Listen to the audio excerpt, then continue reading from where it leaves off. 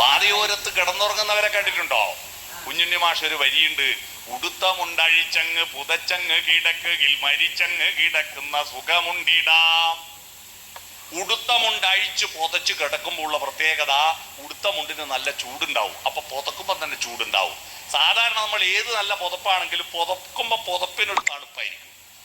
ഇനി ഈ പുതപ്പിന് ചൂട് പിടിക്കണം, നമ്മുടെ ചൂട് കൊണ്ട് പുതപ്പിന് ചൂട് പിടിക്കണം. ആ ചൂട് പിടിക്കുമ്പോഴേക്ക് നമ്മൾ ഉറങ്ങിക്കഴിയും. പിന്നെ അതിന് ചൂടുണ്ടായിട്ട് എന്താ, ചൂടില്ല എന്താ.